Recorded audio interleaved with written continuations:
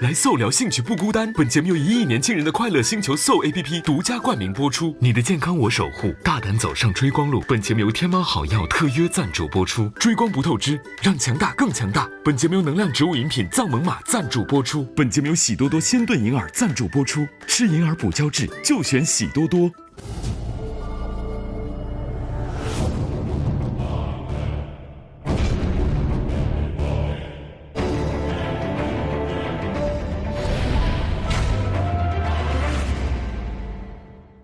来搜聊兴趣不孤单。本节目由1亿年轻人的快乐星球搜 APP 独家冠名播出。你的健康我守护，大胆走上追光路。本节目由天猫好药特约赞助播出。追光不透支，让强大更强大。本节目由能量植物饮品藏猛玛赞助播出。本节目由喜多多鲜炖银耳赞助播出。吃银耳补胶质，就选喜多多。欢迎登录新浪微博关注追光吧官方微博，一起分享美好生活。追光吧也可进入追光吧话题页，发表追光舞台鉴赏观后感，每周解锁追光美好生活。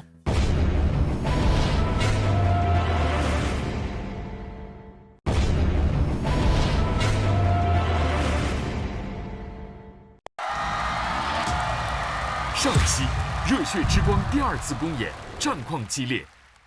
至此，今天的3个淘汰名额 ，3Fire 工作室有2个淘汰名额，6倍光速有1个淘汰名额。6倍光速要离开这个舞台的是张小龙，有一点说不出话啊！怎么会突然这样？不是说好了要一起走到最后吗？秦奋和姜潮将离开这个舞台。2个队员的暂别，我们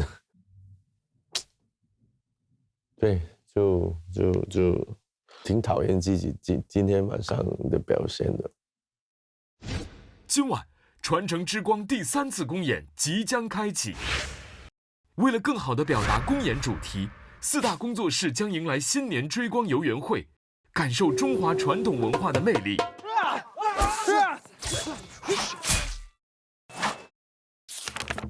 中国传统文化是在历史长河中沉淀起的宝贵财富，是所有艺术形式发展的基石。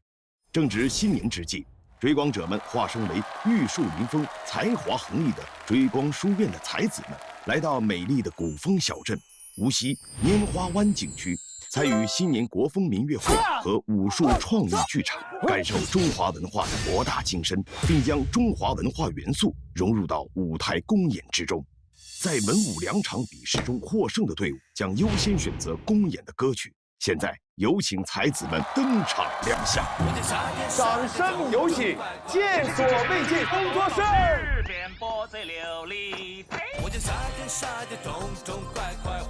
慢镜头，一看就是经常走红毯的明星，故意放慢速度，博取媒体的眼球。正常，欢迎见所未见，掌声有请 3Fire 工作室，有请哥哥们好。接下来，让我们掌声有请新 AD 209工作室登场，有请。新 AD 209的气质，一看就是闯荡江湖多年的大侠客。接下来，让我们掌声有请6倍光速。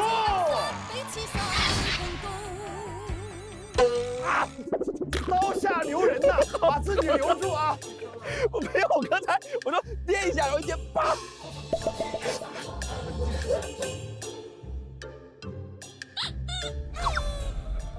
那么下面我宣布，我们的新年追光游园会正式开始，马上启程去我们的第1站——武术闯关赛，请。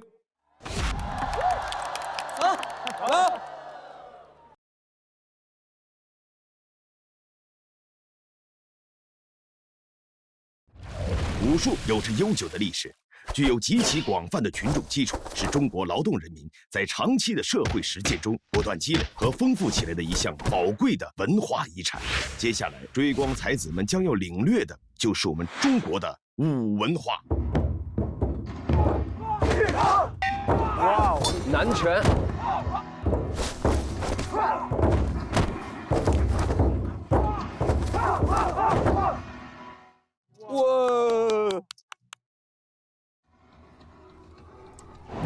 这个厉害。这位老师非常的不简单。2014年青奥会武术女子枪剑组全能冠军。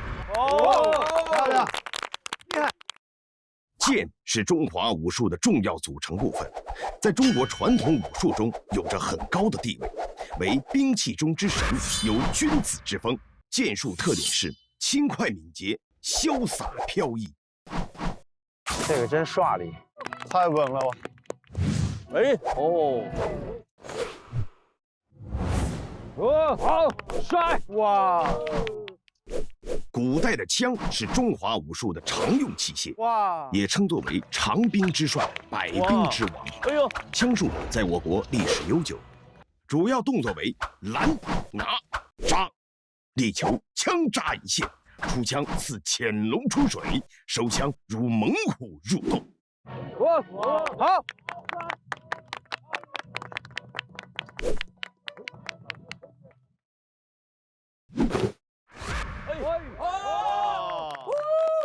谢谢，辛苦了。接下来我们要正式开始今天的武术闯关赛。闯关。那么接下来就有请追光才子们挑选自己趁手的兵器，学习武术动作，然后拍一部武术闯关创意短片。最后呢，由专业的评审老师打分。考核的标准有2点：一、武打动作的形态和表现力；二、剧情要生动有趣，富有创意。首先有请上海电影制片厂特技队的老师们给大家演示一下优质的闯关是什么样的，请看。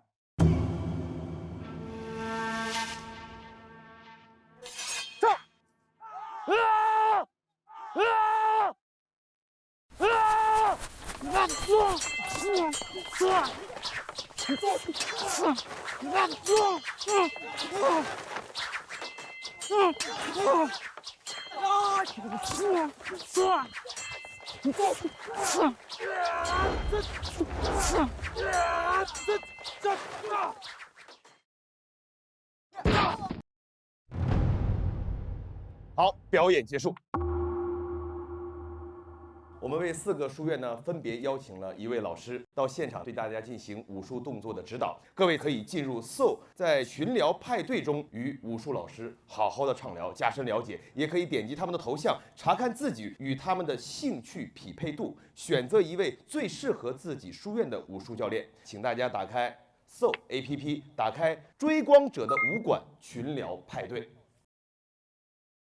这个老师和我的兴趣匹配度是98%，也喜欢健身，我们选他吧。就是他吧。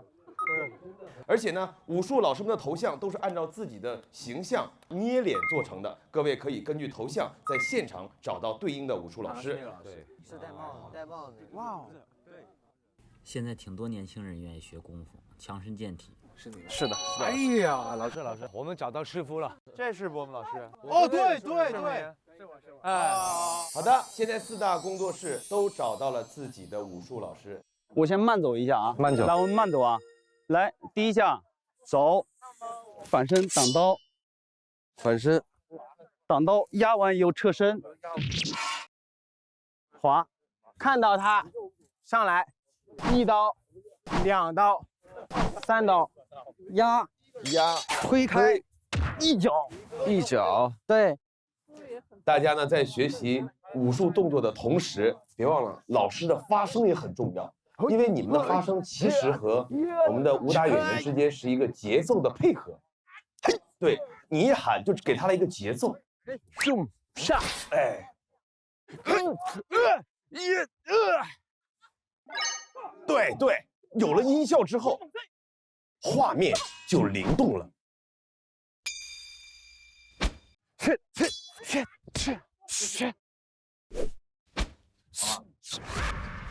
练习时间到。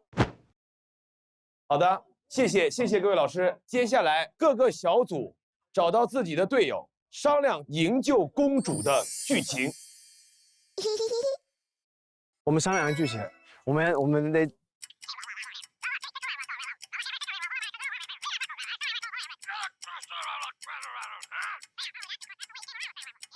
时间到。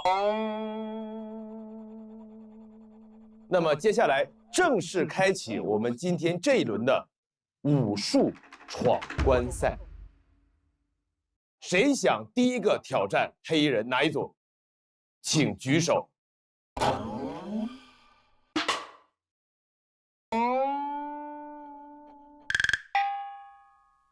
来呀，来！好，我们吗？来！有请我们的剑所未见。在正式出发营救金晨小姐之前，我先问一下，你们为什么要救她？她又是谁？生我育我养我。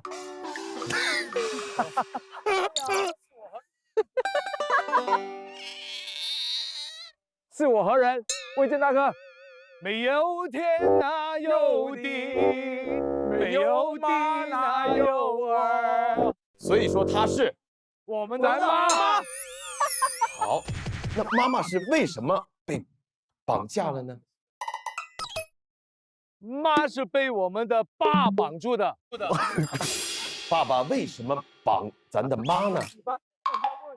爸是……那你就问我爸去吧。原来这是一次救母之旅，见所未见，请准备。3、2、1。父亲为家国大义，致母亲身陷虎穴；四位侠义儿郎为解救被困的母亲，让他们兵刃相见。而他们又能否救母成功呢？快！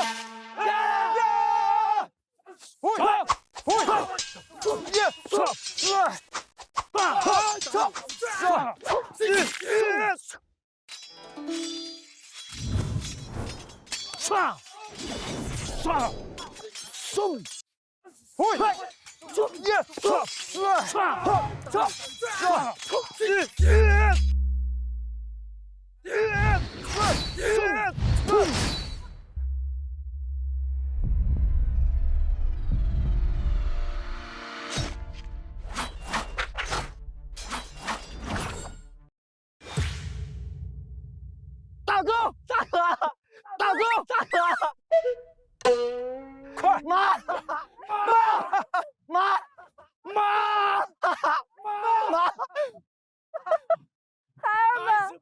孩子不孝，来晚了，欺负自己。我们来晚了。妈，来妈，我们拍一个全家福。 3、2、1。刚刚见所未见给我们开了个好头，非常精彩的剧情，而且情绪饱满。那么接下来，请问第2轮想要营救金晨的是哪一支队伍？好，哎，搞定了没？来，哦，我没搞定啊。来，有请倪坤出声，跟随大哥。立坤 ，Go！ 接下来，请准备。请问3位大侠，金晨是谁？每个人都不一样，每个人都不一样。那你们为什么要救她？她是我女儿。爸爸。倪坤，你为什么要救她？是我的网友。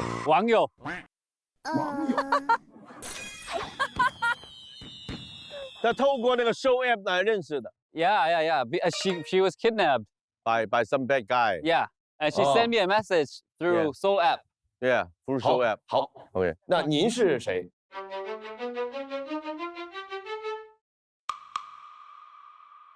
我是翻译。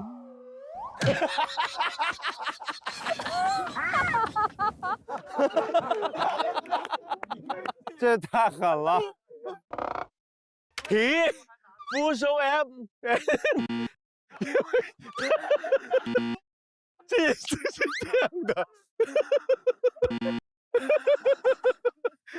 这李大哥，你干嘛自己笑场？哎呀，他是通过网友就认识，他突然被人绑架了，就用 Show App 通信要救他。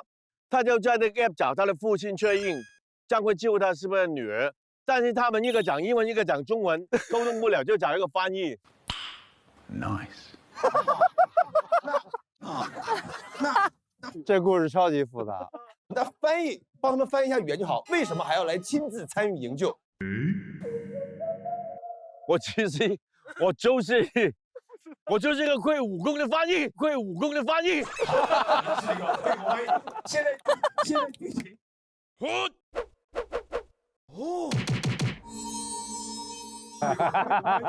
好，您是一个会武翻译。现在剧情我们已经完全了解了。现场准备。一条求救的消息打破了小坤原本平静的生活。为了这个素未谋面的他找到了他的父亲，带上了身兼数职的翻译，千里迢迢奔赴他被困的现场。这场声势浩大的救援能否成功呢？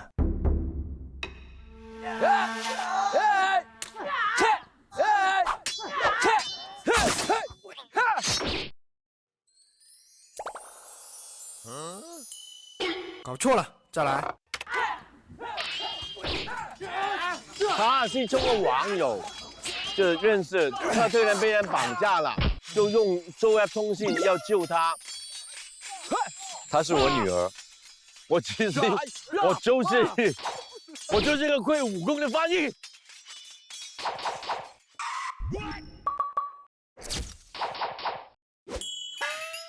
救我呀！救我呀！但是你想想目的啊。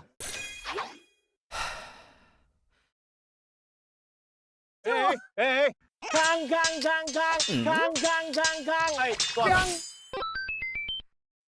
哎，要不要问他是不是你的网友？I want to say sorry to her because this is the first time I'm seeing her and I didn't know what she looked like. 他说他跟你第一次碰面，这没想到原来跟照片不一样。跟照片不一样的 ，not like what is that？ 美颜。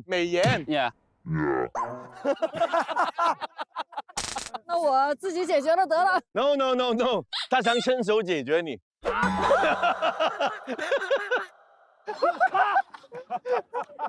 特别好笑，知道吗？当时怎么想出来的呢？这个逻辑就是他想法特别新奇。接下来还剩最后的2组了，6倍光速、京 AD 209，留给你们的时间不多了。接下来你们谁想挑战下一轮，请上前。那咱们来吧。京 AD 209选择挑战下一轮。哎呦，来，各位老师，在正式开始营救金晨之前，请告诉我，金晨是公主，你们是锦衣卫，原因是皇上说了必须救。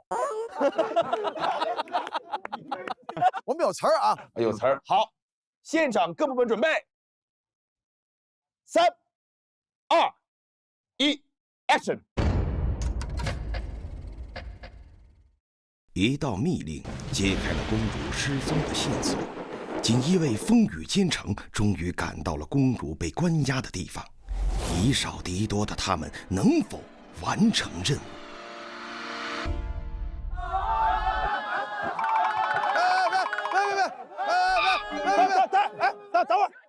等会儿，我还有词儿呢。冷静。好，来，一镜一场，第2次 ，Action！ 知道锦衣卫的职责吗？知道。公主现在有难，皇上说了，必须跟我叫回来。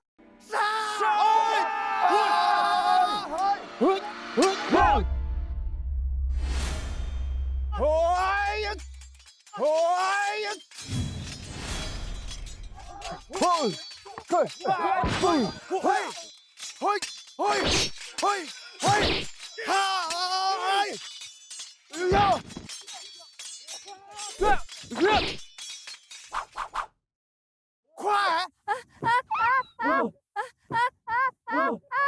公主救驾来迟，我不想去见皇上。你赶紧走！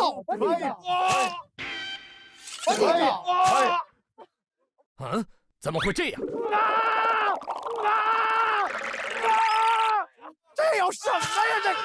这有什么呀？妈，孩儿来晚了。咔！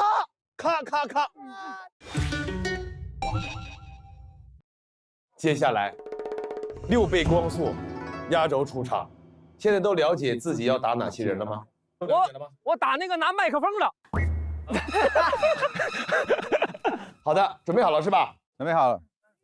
请问，6倍光速，金晨是谁？很重要的一个人，我找他找了很久了。对。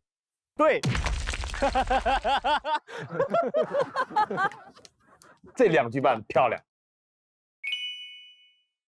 你们为什么要营救他？看就完了，看就知了。好的。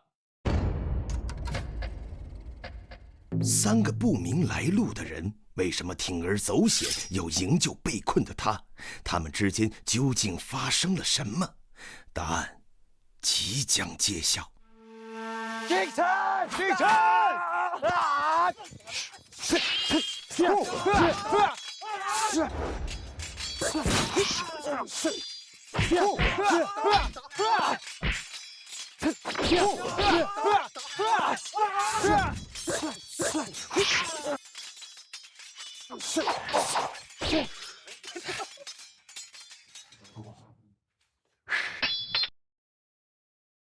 把剑扔了，锤扔了，刀扔了，他们要干什么呢？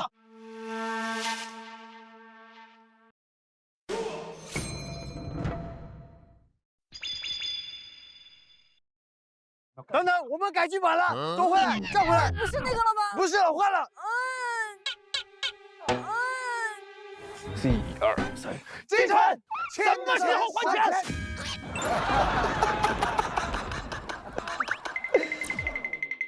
还钱！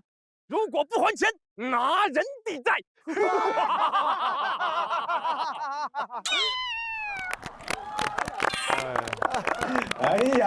哎呀，让一让。搞了半天这是金晨家的武馆，哎，把我们的寿留下呀！重要，拿重要的东西，哪个重要拿哪个。哎呀，还给我！哎，大哥，完事儿了，完事儿了，回家了，回来，大哥，回来了，散了，谢谢各位黑人老师啊。所以说金晨家是开镖局武馆的，这人是保护他的。对啊，你们是要债的，讨债的。好的，通过刚刚这4轮的武术闯关，那么究竟谁的分数高一点，谁的分数低一点，决定权在谁的手中呢？就在刚刚和你们对打的14位黑衣人。我认为现在此刻我们真的辛苦啊！对不起，刚才下手猛了，实在是对不起。九溪，你给我回来！哎，好嘞。那么接下来，14位老师，你们每人有且只有1票。如果你们喜欢他，就请为他举刀，1刀1票。见所未见，请举刀。你们敢？1刀、2刀、3刀，还没有下一刀。3、2、快1，拜托0。4刀。那么接下来，3-5小队，请举刀。1刀，2刀，2刀。等一下。2刀。等一下，我有跟你们对打过吗？别说了，一会儿放下了，别说了，一会儿2刀都没了，2刀一会儿都放下了，别说了。最终票数2刀。那么接下来，金 AD 209工作室，仅一位，请举刀。1刀，两刀，3、2，再来1刀，来快1、0，最终2刀。最后一组登场的，请走到舞台中央，各位，请举刀。1刀、2刀、3刀、4刀、5刀、6刀。有劳了。谢谢6位黑鹰老师，谢谢。恭喜6倍光速以6票的成绩拿到了本轮的第1名。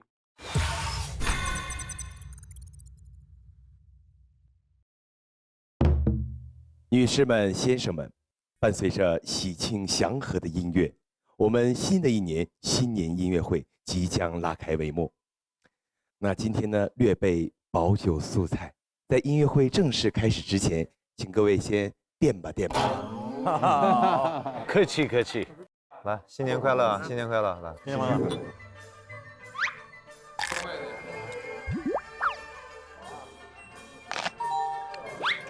好喝。那在我们今天晚上的新年音乐会正式开始之前，我也呢邀请一位我的老朋友，掌声有请上海古凡交响乐团音乐总监戴自凡老师。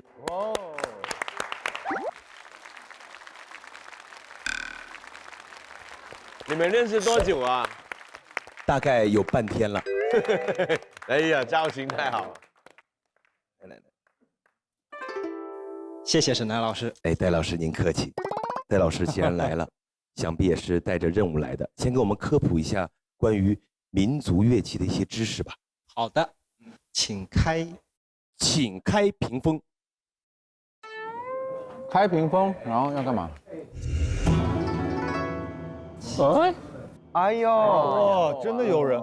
中国民族音乐文化是根植于中国悠久的传统文化土壤之中，它反映出中华民族以音乐修身养性的精神，体现了中华民族的意志、道德、文化和追求。接下来的新年音乐会之中，就让我们在琴瑟笙箫之中感受民族音乐的魅力。在中国的古代，我们通过乐器的材质，把乐器以8音分类法分为了8大类，分别是金、石、土、革、丝、木、刨、竹。金就是金属的意思，用金属制成的乐器有一个非常庞大的打击乐器，编钟叫做编钟。今天现场也带来了一个小编钟，我们可以来听听它的声音。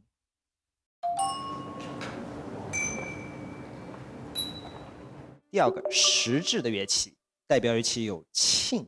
古时候的磬都是用石头做的，但是我们现在因为科技的进步，所以磬大多采用金属做的。在它边缘转会出现一些泛音，宇宙的感觉。对。下一个是土，土制的乐器有一件大家应该很熟悉，叫做埙。我们这个埙的老师已经迫不及待了。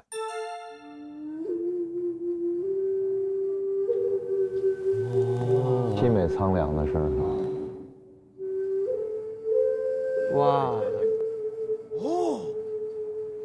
哇，啊，这个好好听，好听，好好听。哇，这个我想学，可以试试看吗？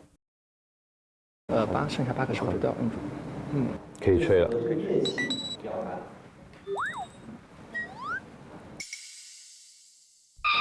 让我做一下可以吧？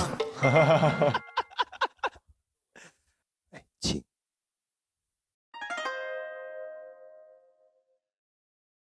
不许吃。这口型，这有点人工呼吸的意思。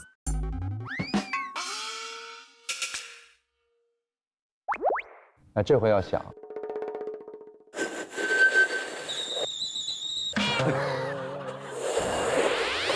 好，谢谢。这个演奏级的埙，做梦都不会想到会碰到它。会不会还没插电？够了，够了。没有办法，真的，我给你插一插哈。弹的。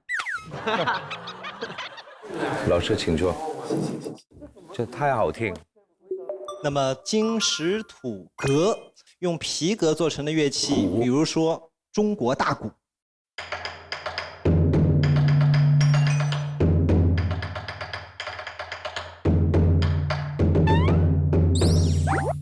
哎，宝亮哥，啊，有点冲动山出来表演一下嘛？哎啊，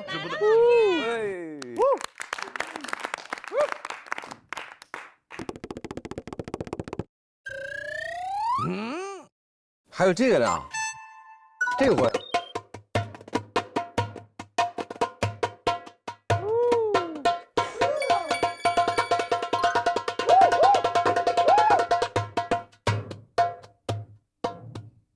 帅，帅气帅气，大鼓哈。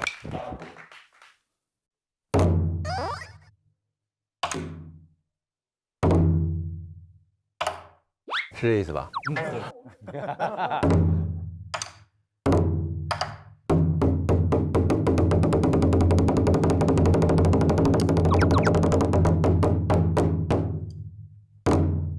谢谢。哇，太厉害了！太帅了，太帅了！革讲完了，金石土革丝用琴弦来发声的乐器，丝质的乐器特别多，比如说琴、瑟、筝、阮。阮这件乐器啊，声音很像吉他，我们来听一下。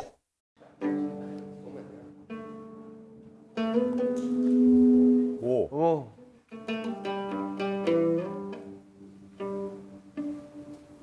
也有泛音哈，好听。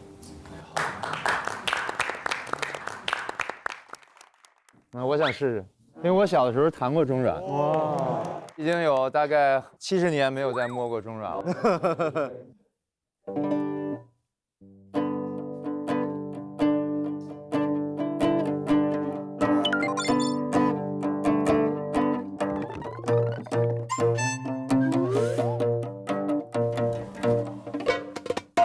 来啊！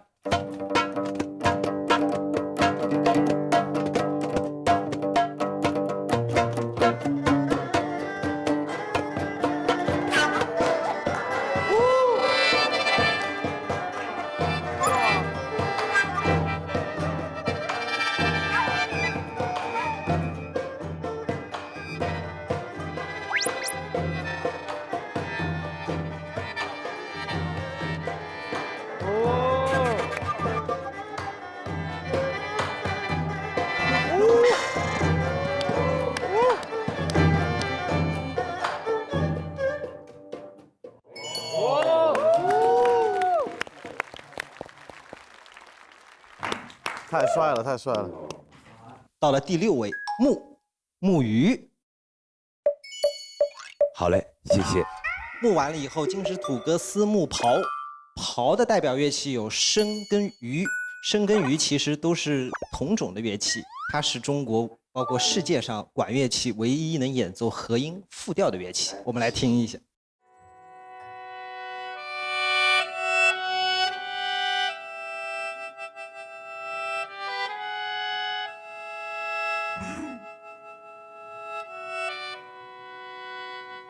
哇，好丰富的和声，好棒！笙已经有3000年的历史了。最后一样，竹，我们来猜猜竹的代表乐器笛子有多少年的历史？1亿年。那么，当我们还是猿人的时候，猿人已经不满足光靠歌声来充当器乐，猿猴们把动物的骨头凿了几个孔。做成了第一根笛子，也叫做骨笛，已经有8000年的历史了。后来人们经过发展，发现用竹子发声音更好听，所以发展成了竹笛。老师今天来呢，除了要展示之外，但同时呢，也是带着给大家一些考验过来的，是吧？是的，我们准备了3个不同的乐段，每个乐段结束后，提出一个与音乐相关的问题，由各位才子们来作答。有请4组才子转身背对乐队。老师，第一题。好。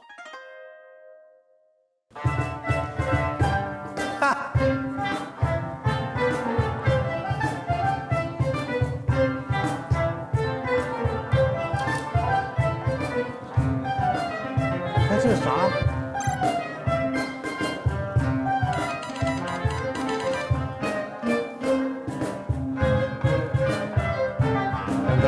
当当，耶，什么声音呢？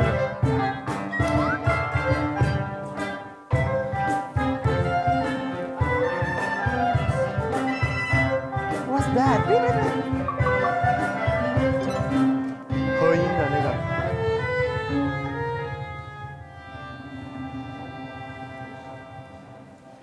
我跟各位讲哈，这道题啊，你们做梦都想不到它的问题是什么。子凡老师，请发问。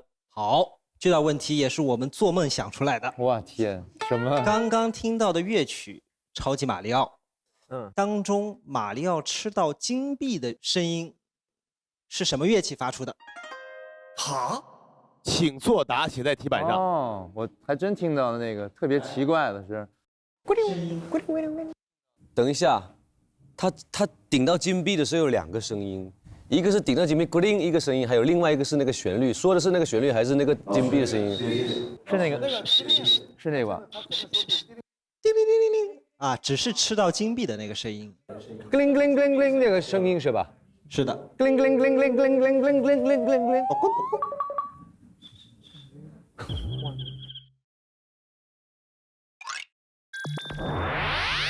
我觉得是二胡或者是笙，我也觉得这两个，但那个不好说。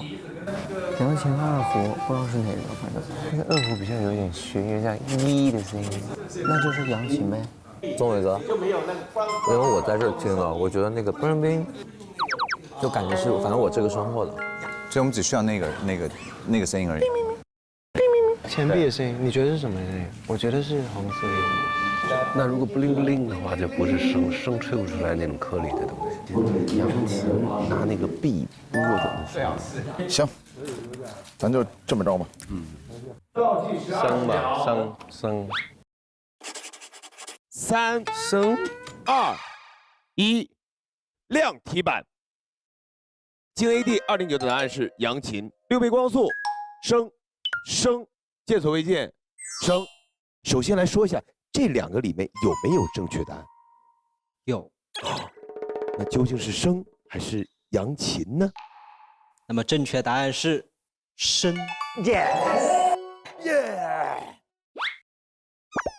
我们可以情景再现一下，笙到底是怎么发出吃金币的声音？我要看。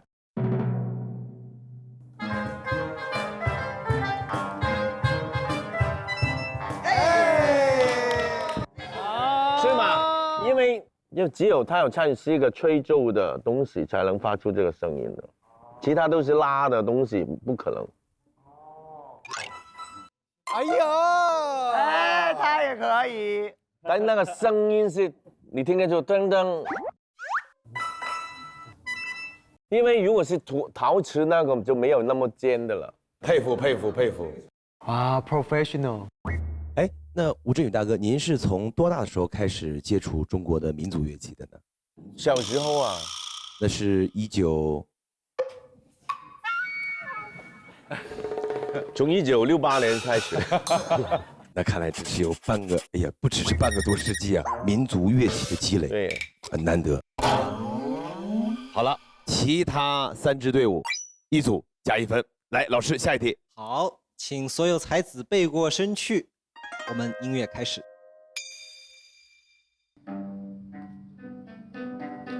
哦，巴赫。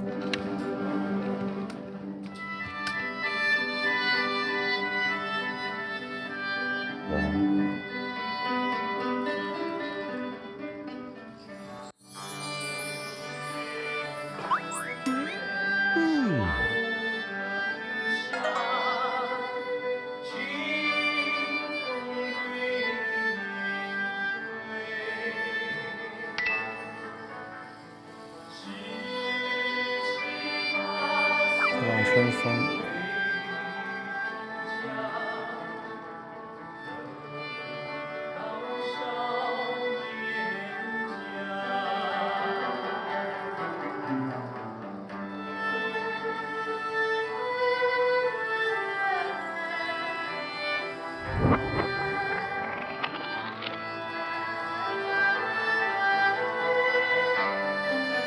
这个是什么？二胡。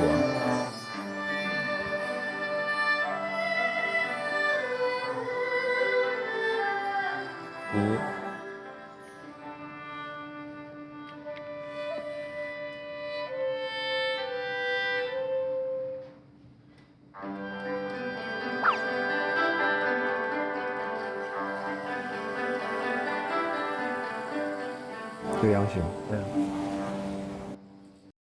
哦，哎，真的是美到让我们忘了，我们是在参与比赛。是的，是的。哎，刚才那个歌声是谁唱的？真好听。哦，哇，迪斯小哥，哦，棒棒的，棒棒的。好的，回过神来，我的问题是，刚刚那首乐曲中最古老的乐器是哪一件？刚才说的8000年是什么来着？乐器。笛子。哦，是的。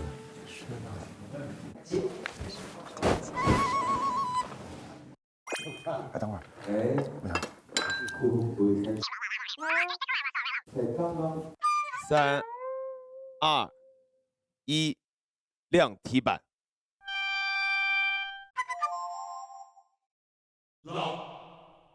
一开始我也觉得是笛子，后来我突然觉得不对，里边还有一个人声呢。那比起来，人声是最早，那有人的就有声。人声。哇！来，请老师。正确答案是人声。哎，恭喜京 AD 209和随 5各得1分。啊，他特别唱歌。这是个脑筋急转弯的题吗？感觉像。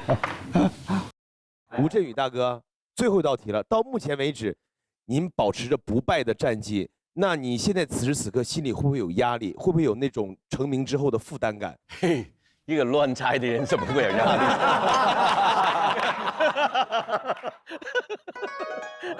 我们开始下一题，还是请各位才子背过身去。认真认真了。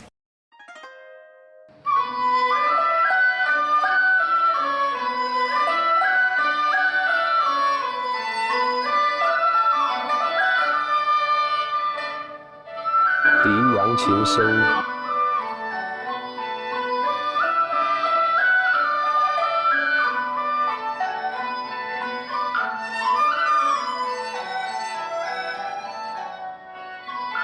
问题他会问什么？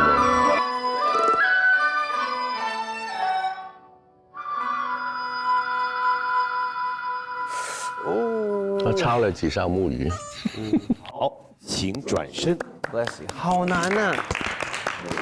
我的问题是，刚刚我们所听到的这段乐曲，流行于中国的哪一个地区？哪一区呀？我想想，对于地区的这个定位啊，有太多种定位的方法。我认为这道题你可以给大家4个选项。好，那我就给东南西北4个选项吧。我觉得偏苏州这一边，或者江南。那我们要写什么地区？南的。我知道了。西在这里，偏新疆的地方。你有特别去听这些地区的音乐吗？那你觉得？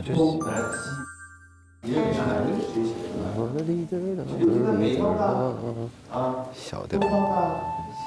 哎，丝路花语是哪？丝路花语是甘肃啊，是敦煌啊。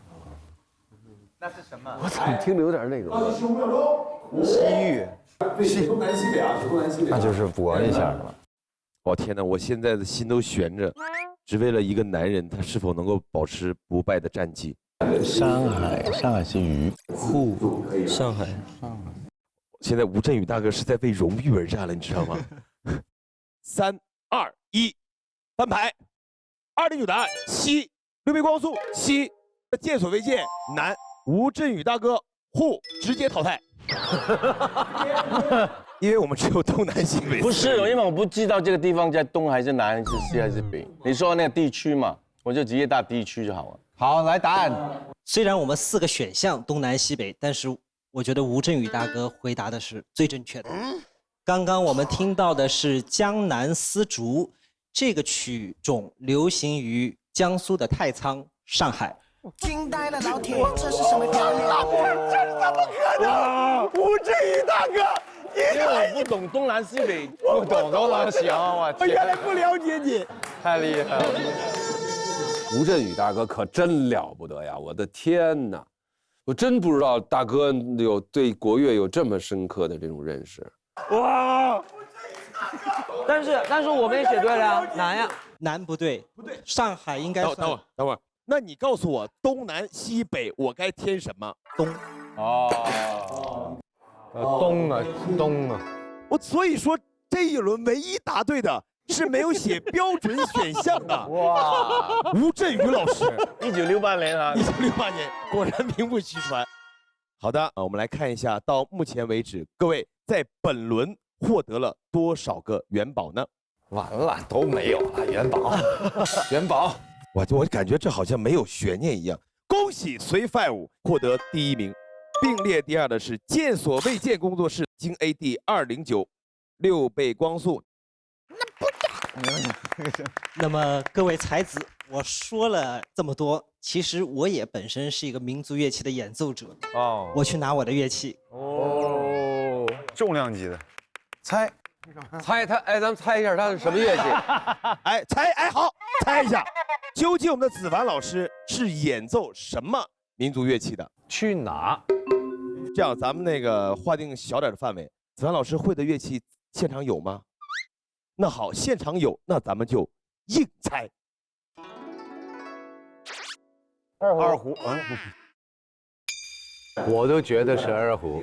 琵琶不，琵琶一般都是女孩弹，我觉得哈。那也不见得，大哥，为什么是这个？好，5、4、3、2、1，亮题板。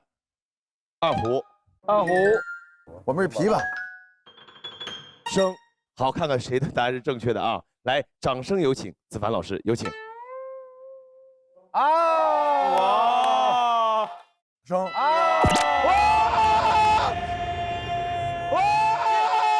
果然是1968，果然是1968，我的，这太能猜了，我的天哪！佩服！您是怎么判断出来的？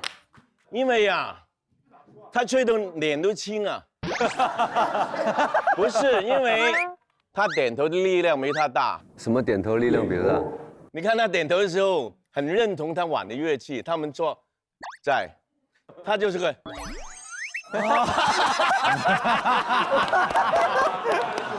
你们可以放一下。子凡老师会的乐器现场有吗？观察力这么强，太厉害了！这是福尔摩斯啊，这是大哥，厉害呀！越来越佩服了，他的观察力，他的思维方式就是很独特。You know, Dago always jokes like, "Oh, I know everything." So we were just like, "Oh, okay." And then, "Oh, Dago, so cool." And then he's just like, 真的刮目相看。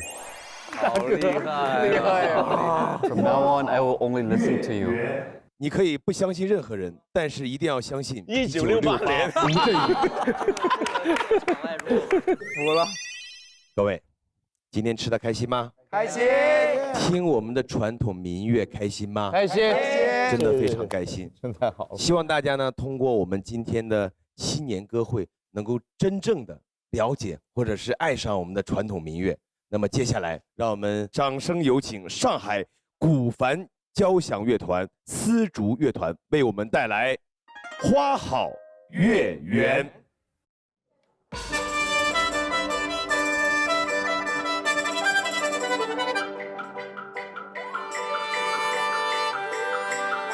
哦，好棒啊！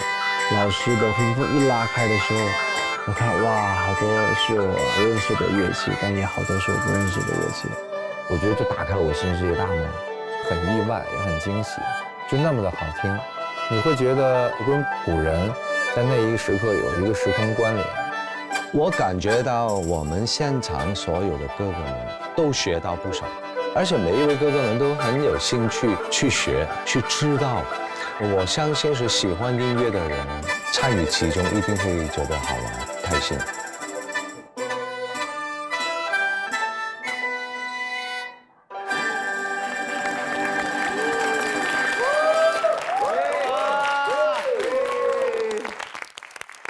谢谢谢，再次掌声感谢各位，谢谢。经历了一天新年游园会的游历考验，6倍光速工作室以7枚元宝排名第1，见所未见工作室和 35 工作室以5枚元宝并列第2，京 AD 209工作室以3枚元宝排名第4。这里，来，这里，我们一起 slow。带花开之时，再醉一回。因为我们紧接着3公的内容其实就是我们的国乐嘛。当时在现场，其实我们听了很多一些非常古老的乐器。其实这些乐器，我觉得其实我们都可以尽情的去尝试它。这一次3公作品，我们大部分的灵感都是来自于我们在拈花湾体验中国传统文化的时候，马上我们就决定把老祖宗留下的戏曲精华，认认真真的搬到舞台上，来一次大的突破。常常只是听到人家宝哥我排到天亮建豪很可怜的，感觉他们很可怜，但是原来挺幸福的。我们昨天也排到5点钟，好像挺兴奋的。砰！谁是？莫再一次。3公是之前我们所有的舞台当中最为辛苦的，排练时间最长、最久。我觉得跟我们自己比，我们是在进步。6、7、8。我相信每一位哥哥的最高理想都是希望可以在团秀拿到第1名。好，那我们每一个人都会全力以赴。哎，我们明天会不会穿汉服啊？也不知道帅不帅。不清楚，但你看啊，Soul APP 上有好多人都在分享他们的汉服装扮，都很好看。立即下载 Soul APP， 搜国风，体验沉浸式国风新玩法。